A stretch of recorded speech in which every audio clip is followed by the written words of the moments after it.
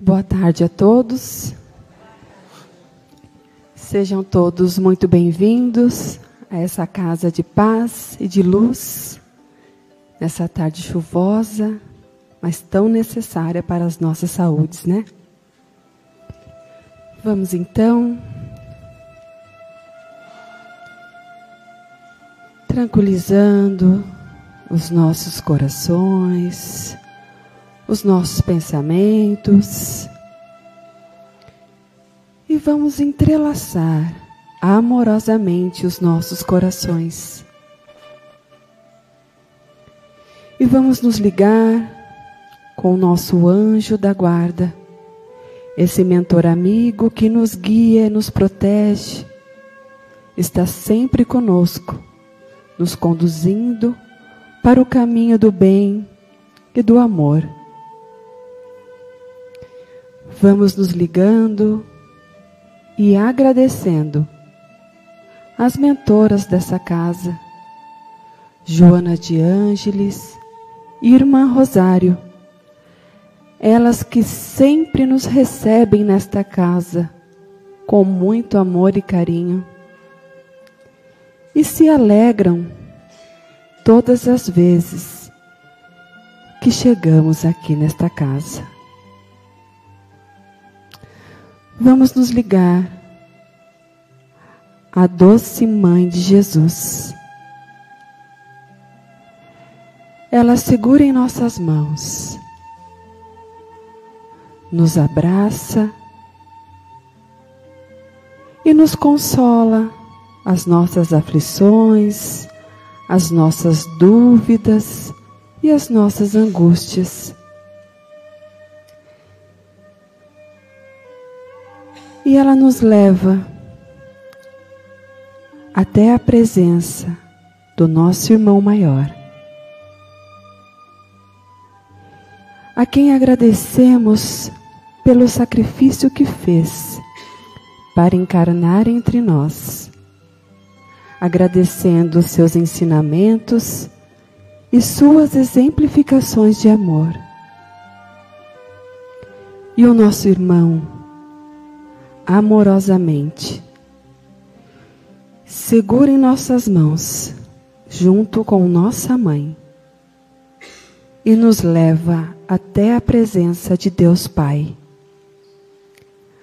a quem agradecemos por tudo que somos e pela grandiosa oportunidade de estarmos reencarnados em busca de nossa evolução moral, intelectual e espiritual.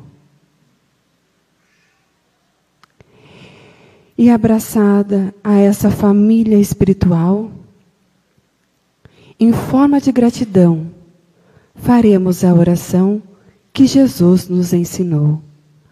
Pai nosso que estais nos céus, santificado seja o vosso nome. Venha a nós o vosso reino. Seja feita a vossa vontade, assim na terra como nos céus. O pão nosso de cada dia nos dai hoje. Perdoai as nossas ofensas, assim como nós perdoamos a quem nos tem ofendido. E não nos deixeis cair em tentações, mas livrai-nos de todos os males. Que assim seja. Vamos envolver a nossa irmã Cecília em muito amor, que nos trará os ensinamentos desta tarde. Que assim seja.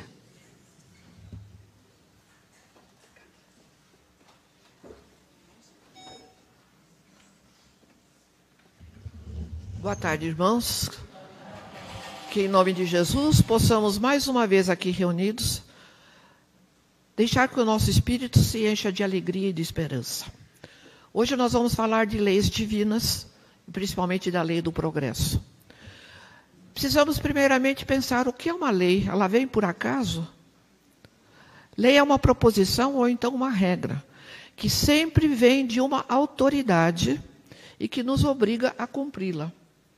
Então nós vamos sabendo o que nós podemos ou não podemos fazer sobre determinado assunto.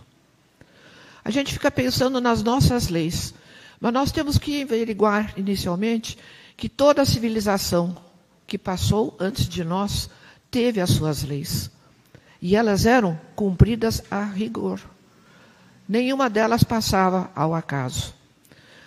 O Egito, a China, os babilônios, principalmente aqueles que saíram da Mesopotâmia para buscar a Terra Santa. Eles tinham, sim, compromissos com a espiritualidade para seguir o rumo que deveriam seguir. Porém, nesse caminho, eles enfrentaram muita hostilidade, muitas guerras, muita luta, e acabaram sendo sacrificados no sentido de ficarem dentro do Egito como relutos. Eles não podiam fazer nada da própria vontade.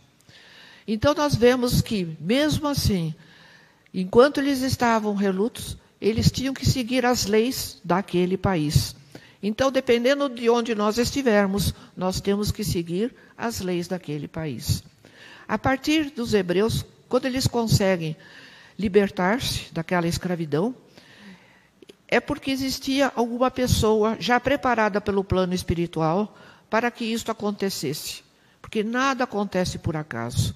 Moisés, então, foi o escolhido pelo preparo que já havia tido durante tantas encarnações. Levando o povo hebreu até o deserto, no Monte Sinai, ele teve um encontro com a espiritualidade maior e traz para aquele povo, ainda primário, ainda bastante agressivo, tudo aquilo que eles poderiam fazer ou não poderiam. E todos nós já conhecemos os 10 mandamentos.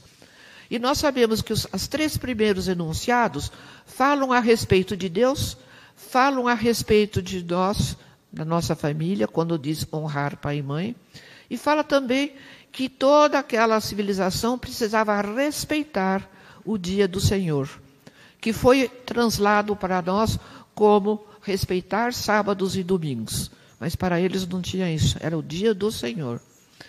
A partir daí, Moisés vai explanar para aquele povo ainda inculto, bastante guerreiro, bastante agressivo, o que eles poderiam fazer e o que não poderiam fazer.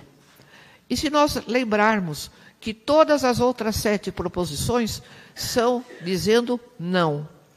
Não deseje a mulher do próximo, não mate, não roube, não deseje as coisas alheias. E, primariamente, a gente fica assim, inculcado. Mas por que não?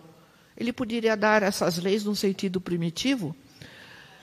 Quando nós estamos educando alguém, muitas vezes nós usamos muito não. É ou não é? Nós ensinamos os nossos filhos, aqueles que estão sob a tutela, o que podem fazer, mas o não entra em primazia. E esse não já era premeditado por Moisés através do plano espiritual, devido à agressividade daquele povo, devido ao primarismo.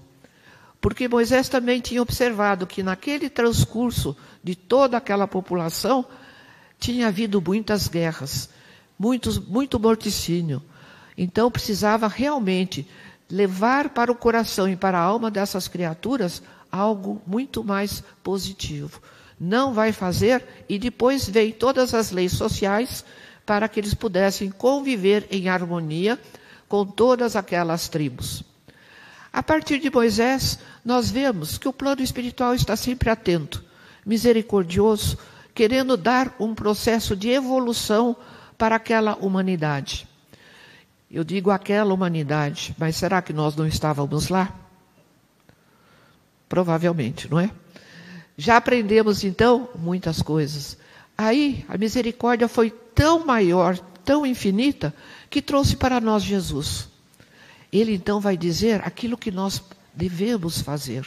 Em primeiro lugar, dizendo que Deus é amor, contrapondo-se à ideia do Deus castigador. Junto a Moisés, quem não fizesse aquilo que estava já previsto, seria castigado. Jesus vem e diz, não, Deus não castiga, Deus ampara, Deus estimula para o bem aquele que estiver caminhando mal, aquele que estiver fazendo impropriedades para o seu próprio espírito. Porque se Deus não castiga, não vai haver nenhum dedo em riste mostrando para nós o que fizemos. Então Jesus nos traz, através de todos os seus ensinos, aquilo que nós devemos fazer. Eram leis? Não eram leis, mas eram propostas de crescimento. Porque a humanidade estava no momento em que precisava docemente e harmoniosamente procurar os caminhos de acerto.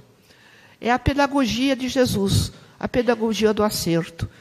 E dizendo para nós coisas tão simples que muitas vezes nós ainda não chegamos com a nossa intuição. Ele diz o seguinte, que quando nós estivermos fazendo uma plantação, aquilo que nós plantarmos, nós vamos colher. É a lei de causa e efeito. E ele não vai explanar como lei de causa e efeito, mas dizendo sempre que a plantação é livre, mas que a colheita é obrigatória. Ele nos diz também uma assertiva muito grande. Através da bem-aventurança, quando ele diz, bem-aventurados os mansos e os pacíficos, porque eles possuirão a terra. Às vezes a gente fica meio estranhando. Nós vamos possuir a terra? Sim, porque mais para frente no Evangelho existe a afirmação de que nós precisamos, primeiramente, nos envolvermos com as coisas da terra, para depois desenvolvermos em nós a espiritualidade, o nosso processo de espiritualização. Ele não diz nada a respeito de cristianismo, nem de espiritismo, mas ele está trazendo para nós a espiritualidade, aquele contato com Deus. Ele nos ensinando que Deus é amor, ele nos ensinando que devemos respeitar o próximo, ele está automaticamente falando para nós que nós precisamos respeitar toda a sua criação, porque tudo é obra divina. Não somente respeitar ao próximo como a nós mesmos, mas respeitar tudo aquilo que está dentro da programação divina, que é a programação maior. Muitos anos se passaram, muitos decênios, muitos séculos, e o plano espiritual sempre muito empolgado com o progresso da humanidade. E aí, preparado no plano espiritual, vem uma criatura que vocês já ouviram falar, no Hippolyte Léon Denis Rivail, que tomou o pseudônimo de Allan Kardec. E o que ele faz? Ele vai trazer uma nova lei? Ele vai explicitar todos os conhecimentos da doutrina cristã, com uma característica bastante marcante, através de um método. Porque ele vivia dentro de uma sociedade muito metódica. Os filósofos todos, eles tinham como opção desenvolver qualquer pensamento ou qualquer parte da ciência dentro de métodos. Inclusive, o Hippolyte também, antes de Kardec, tinha um método educacional muito forte, muito concentrado na criatura humana. Nós podemos dizer que, enquanto Hippolyte estava na sua escola, educando os alunos, ele mostrou uma peculiaridade muito grande. A primeira necessidade de observar a parte espiritual das criaturas. O que elas eram, o que não eram. E depois, quando ele vai elaborar, junto ao plano espiritual, toda a sua dinâmica, todo o seu processo de ciência, filosofia e religião, ele também vai mostrar para nós que nós também temos uma lei dentro do espiritismo, com todas essas características. Não significa que quem é espírita esteja envolvido com o espiritismo, ou quem adota o espiritismo como filosofia de vida possa ser espírita. Porque envolvimento não significa comprometimento. Nós podemos estar unidos, envolvidos com a doutrina, vindo aqui, ouvindo palestras boas, buscando angariar ou assimilar para si alguns conhecimentos. Mas e o envolvimento, onde está? Será que aquilo que nós ouvimos numa palestra, nós colocamos em prática no nosso dia a dia? Quantas vezes nós passamos até por orientações e é nos dito que precisamos ouvir palestras. Não é suficiente ouvir palestras. É suficiente aplicar aquelas virtudes que já estão dentro de nós. Tudo aquilo que nós já ouvimos, tudo aquilo que está inscrito na nossa consciência. Vamos nos lembrar que quando nós nos humanizamos, quando nós nos tornamos humanos, nós recebemos livre-arbítrio e vontade. O livre-arbítrio traz para nós um raciocínio correto, um raciocínio dedutivo, traz para nós um discernimento mais profundo. E aí nós podemos dizer que o nosso livre-arbítrio é que vai comandar as nossas ações, sejam elas para o bem ou para o mal. E aí nós podemos até fazer uma avaliação. Quantas vezes eu estou agindo bem e quantas vezes não? Será que existe pecado? Quantas vezes nós já ouvimos, né, em outras filosofias, que existia pecado. Se você não for à missa, se você não passar pelos 7 sacramentos, tudo é pecado, você está aviltando a ideia divina. Será que é assim? Eu poderia dizer a todos que aqui estão presentes que enquanto nós somos crianças espirituais, nós precisamos sim dessas diretrizes firmes e ter a certeza de que se nós não cumprirmos aquelas leis, nós estaremos aquém daquela filosofia empossada. Paulo é muito dissertivo. Na sua epístola aos Coríntios, ele diz o seguinte: quando eu era menino, eu falava como menino, eu pensava como menino, eu dialogava e retrucava como menino. Depois que eu me tornei homem, quer dizer, maduro, eu passei e deixei de lado todas as coisas que eram de menino. Todas aquelas nossas infantilidades ficaram aquém. E quando nós ouvirmos alguma coisa, nós temos o direito, sim, de perguntar, de buscar na nossa mente o que nós já conseguimos sincronizar com conhecimentos antigos e caminhar um pouco mais além, buscando aquilo que está faltando no nosso espírito. E, depois de todos esses conhecimentos, depois de todos esses estudos, Kardec nos traz uma lei. É a lei, vamos dizer, do Espiritismo? Não, do cristão, de nós que estamos seguindo a doutrina espírita.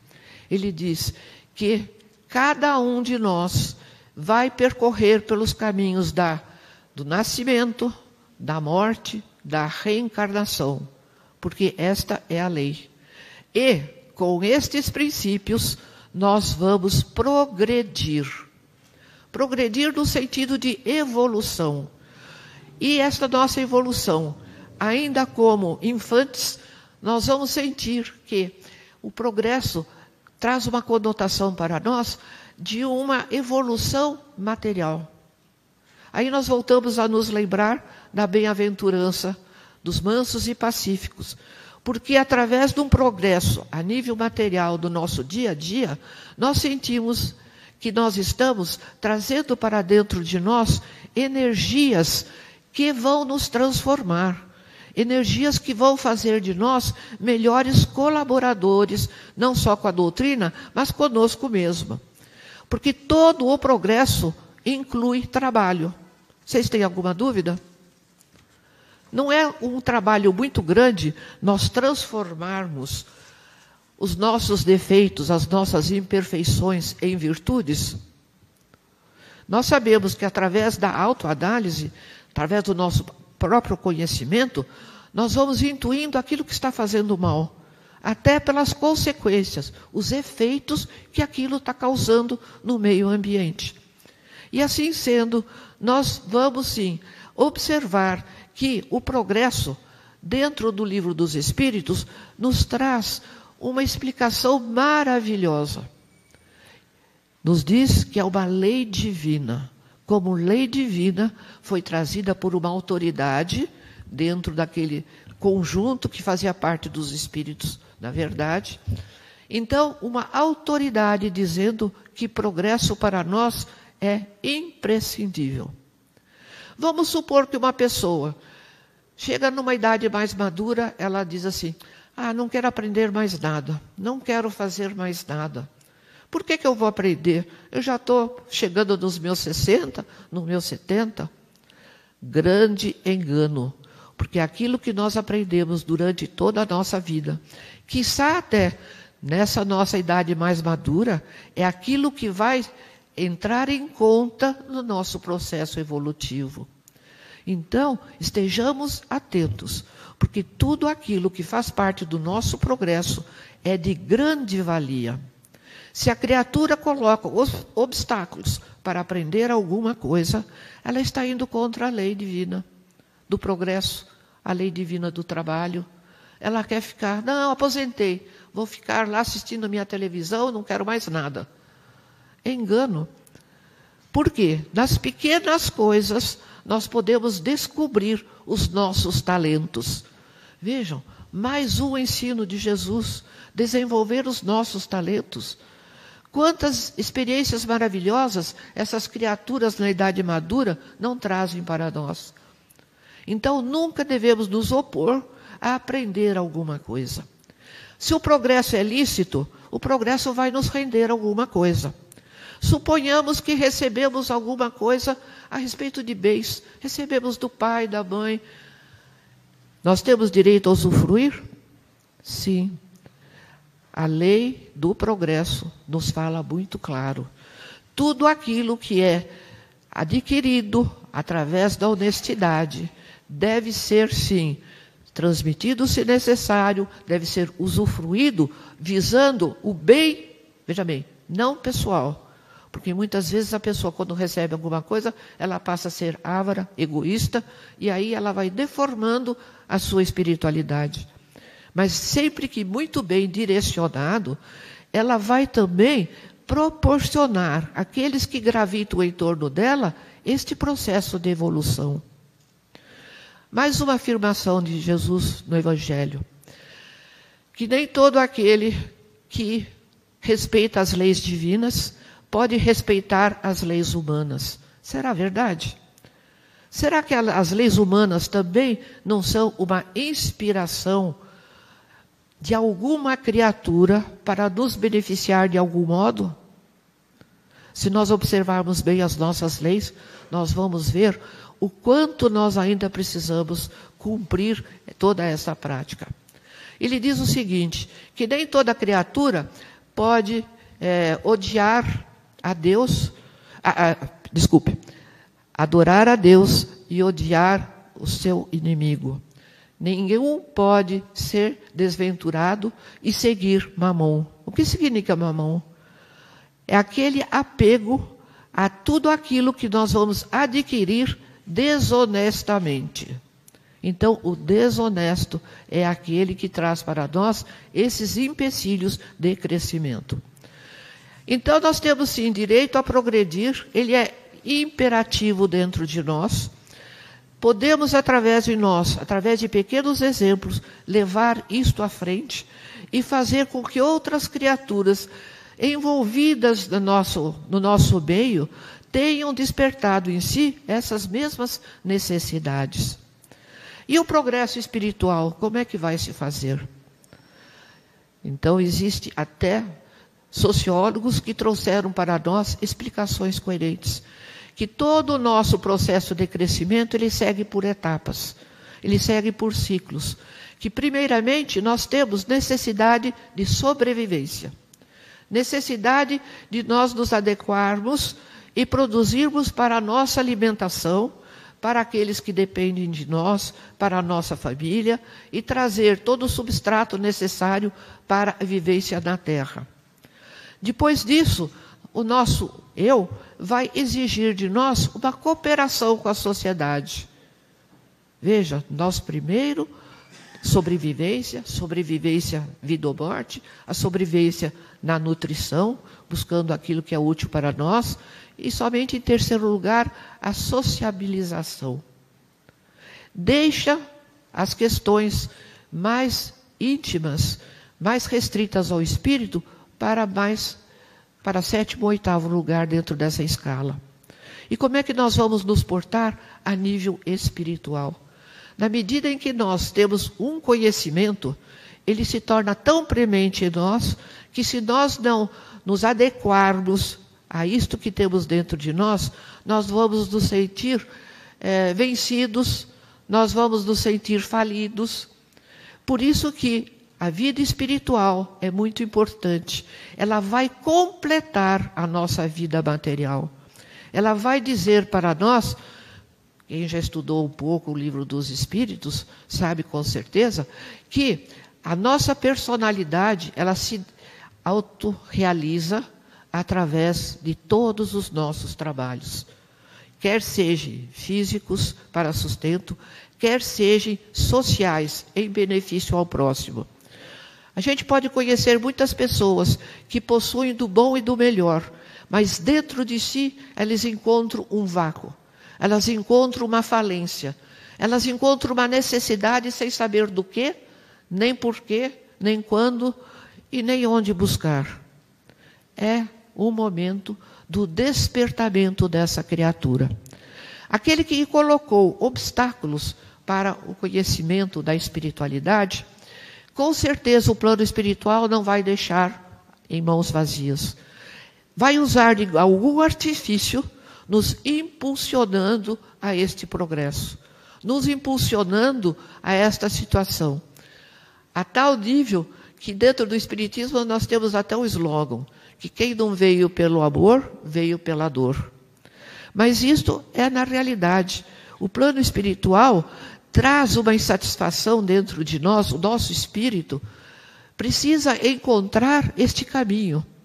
E esse caminho encontrado por nós fala também, dentro da parábola dos talentos, que cada um de nós tem um espírito específico, que ele vai ajuntando os conhecimentos, assimilando e transpondo esses conhecimentos de acordo com a bagagem que ele está trazendo. Quando eu me referi que todos nós poderíamos estar lá, naquela população, naquelas tribos com Moisés, é uma verdade. Porque muitas vezes os conhecimentos adquiridos até aqui não amadureceram, não encontraram em nós a repercussão para a nossa ação. Por quê? Progresso, trabalho exige ação, ação no bem. E essa ação é transferida de nós para esse nosso próximo que convive conosco. Senão ele não tem valia. Nós precisamos, então, observar esse nosso crescimento espiritual. Estamos ouvindo palestras, já conhecemos o Evangelho. Temos que procurar dentro do Evangelho aquelas palavrinhas que vão servir para nós de norte, de orientação para buscarmos as nossas virtudes. Muitas vezes nós computamos as nossas imperfeições. Por que não computarmos as nossas virtudes? No fim do dia, parar e pensar, puxa, hoje eu tenho um ponto positivo na minha evolução. Olha, eu queria falar mal de fulana, beltrana, e não falei. A gente tem que cortar dentro dos nossos princípios aquilo que poderá fazer mal a nós, em primeiro lugar. E depois aquilo que vai fazer mal aos outros. Quando nós estamos fazendo mal a nós, nós temos um nível de culpabilidade. Quando nós diluímos o mal que fazemos a um nível social, a nossa culpabilidade aumenta de volume. Então, o cultivo das nossas virtudes é sim uma obrigação. É sim, nós fazermos dessas leis que nós, ainda que não conheçamos todas, elas estão inscritas em nossa consciência. Quando, por exemplo, nós pegamos o carro e saímos a toda velocidade e desrespeitamos o limite de velocidade, pode acontecer tantas coisas. Qual vai ser o nosso processo de culpa? Então, nós não estamos fazendo só bem ao próximo, estamos fazendo bem a nós mesmos. Porque a nossa consciência, ao chegar no entardecer, cortar a cabecinha no travesseiro, ela vai sentir, puxa, hoje foi um bom dia. As nossas preces, Como é que nós fazemos as nossas preces ao Pai? É um comprometimento que nós temos. Porque nós estamos envoltos em tantas bênçãos cotidianamente. Vamos dizer, está chovendo. Que beleza, está chovendo. Nós passamos por uma agrura de secura tão grande, todo o pessoal sentindo a sua saúde ficando meio abalada. Precisamos agradecer a Deus. Por quê? Porque nós sabemos que não cai uma folha da árvore sem que Deus o queira. Nós sabemos que temos que também ser aqueles que preservam a natureza, fazendo a parte que compete a cada um de nós. Isso é desenvolver uma virtude. Muitas vezes nós não damos conta de que das pequenas coisas é que saem as maiores. Temos que ser fiel no pequeno para poder ser fiel no grande. Será que nós temos respeito para conosco mesmo? Será que nós observamos aquilo que nós precisamos e nos colocamos dentro de diretriz para que a felicidade chegue a nós? Quantas vezes nós temos alguma doença que não é uma doença de contaminação, não é uma doença que vem de criança, mas é uma doença que nós causamos a nós mesmos. Todas as nossas frustrações, todos os nossos pensamentos não tão positivos, eles revolvem as nossas energias de acordo com a vibração. E, através dessa vibração energética, é que nós podemos ir para ocasiões de males físicos para nós ou de benesses espirituais. Quantas vezes nós já ouvimos falar, até por antroposofistas, que nós somos os nossos curadores. Nós é que devemos observar a nossa saúde e cuidar dela. Então, estar sempre com muita fé. Muitas vezes, tudo aquilo que nos acontece, nós colocamos a culpa no plano espiritual negativo. Por que não nos agasalharmos junto às nossas falanges amigas, aqueles que gostam muito de nós, os nossos protetores, os nossos familiares que partiram antes de nós e que nos amam profundamente e que trazem intuições para aquilo que nós devemos fazer? Nós vamos dizer, é uma lei? Não, é uma intuição. Eu sei que eu estou sendo protegida pelo plano espiritual. A minha fé, ainda que do tamanho de um grão de mostarda, ela vai construir uma árvore muito grossa, muito pesada, muito firme, para produzir os grãos novamente e frutificar além de mim. Ter fé, não duvidar nunca do auxílio de Deus. Agora, nós não podemos só pedir. Está no Evangelho, pedi e obtereis. Como nós pedimos? Nós vamos pedir que as coisas caiam em nossas mãos? Qual um milagre?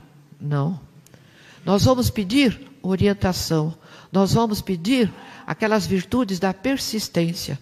Nós vamos pedir que do plano espiritual de Deus, dos nossos amigos, que tenhamos a boa audição e o bom discernimento para decidir o que é melhor para nós mesmos. E assim nós estaremos cumprindo a lei maior, o propósito maior nosso, que é o processo de evolução. Muita fé em Deus, muito conhecimento de nossos deveres, muito conhecimento das nossas obrigações, não só para conosco mesmo, para com todos aqueles que nos cercam. E sermos eternamente agradecidos ao Pai por tudo aquilo que nós já temos e por tudo aquilo que nós ainda obteremos pela sua divina providência e misericórdia. Muito obrigada, que Deus nos proteja.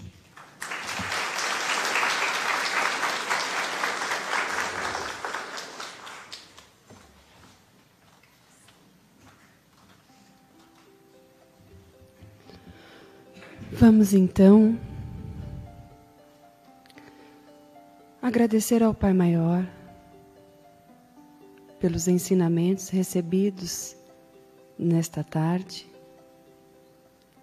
e pedir a Ele que nos fortaleça, nos proteja e nos intua, para que possamos assimilar esses ensinamentos, para poder praticar conosco e com todos aqueles que cruzarem o nosso caminho.